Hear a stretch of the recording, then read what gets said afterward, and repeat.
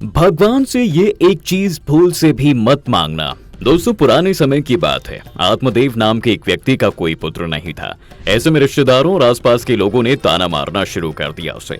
फिर एक दिन तंग आकर वो रोते हुए घर छोड़कर जंगल में चले गए। वहां उन्हें एक संत जा मिले, जिन्होंने आत्मदेव को फल देते हुए कहा कि इस फल को अपनी पत्नी को खिला देना, तुम्हारी सारी परेशानी दूर हो जाएगी।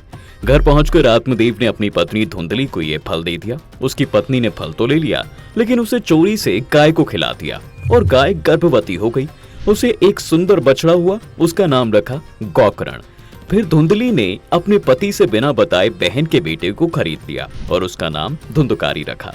धीरे धीरे समय बीतता चला गया और धुंधकारी भी समय के साथ बड़ा होता चला गया। वो इतना दुष्ट था कि एक दिन उसने अपने पिता की खूब पिटाई की और कहा, जितने पैसे हैं वो सब मुझे चाहिए, मुझे जुआ खेलना है, शराब पीना है। और इसी तरह सारा पैसा धुंधकारी ने फालतू के कामों में उड़ा दिया। उसके बाद जब पिता के पास पैसे नहीं बचे और उन्होंने पैसे देने से मना कर दिया, तो धुंधकारी अपने ही पिता को लाठियों से मारने लगा। ऐसे में आत्मदेव जी रोज भगवान के सामने हाथ जोड़कर रोते और कहते, हे भगवान, जब बेटा नहीं था तब भी बेटे की चाहत में रोया, आज बेटा है तो भी रोना पड़ रहा है। इस तरह वो रोज सोचते कि भगवान ने उनके साथ बहुत गलत किया है, लेकिन ऐसा तो भगवान ने उनके आंसू पोंछने के लिए ही किया था।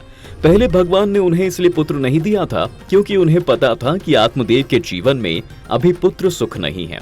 संतों ने भी कहा था कि जो हो रहा है उसे होने दो, वो भगवान का फैसला है और उनका फैसला कभी गलत नहीं होता। लेकिन मनुष्य समझते नहीं हैं। आत्मदेव जी भी भगवान के फैसले में खुश नहीं थे, इसलिए उन्हें भी दुख झेलना पड़ा।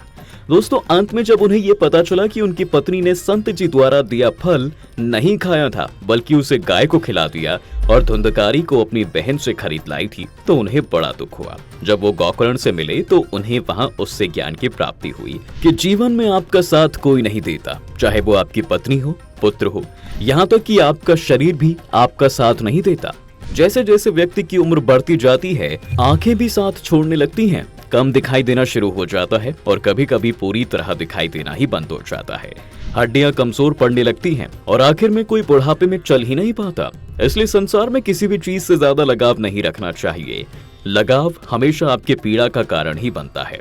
इस तरह आत्मदेव का जीवन गोकर्ण से मिलकर धन्य हो गया। वे गोकर्ण की हर बात को अच्छे से समझ चुके थे, इसलिए उन्होंने मोहमाया का त्याग कर दिया और अपना सारा ध्यान भगवान की सेवा में लगाने लगे। दोस्तों, आज भले ही शहरों और गांवों में विचारों में बदलाव आए हों, लेकिन आज भी 90% से ज्यादा लोग यही सोचते हैं कि अगर घर में कुल का दीपक, वंश को आगे बढ़ाने वाला, चिता को आग देने वाला एक बेटा नहीं हुआ तो समाज क्या कहेगा, बुढ़ापे का सहारा कौन बनेगा।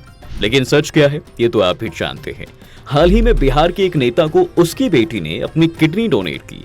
आए दिन ऐसी कई खबरें आपको सुनने को मिलती रहती होंगी। तो आपको नहीं लगता कि जो अधिकार माता पिता बेटों को देना चाहते हैं और बेटा नहीं है, तो बेटे के लिए रोना छोड़कर अपनी लड़कियों को ही वो सारे अधिकार दे दे या उनके साथ ही खुश रहें? वरना वे भी भगवान के लिखे के बदलने की कोशिश करने वाले आत्मदेव की तरह ही दुख को झेल सकते हैं। मनुष्य को भगवान के फैसले पर कभी रोना नहीं चाहिए। उन्होंने जो दिया है उतने में ही आपकी खुशी है, इसलिए आपको उतना ही मिला है, उसे ही बेहतर बनाने की कोशिश कीजिए।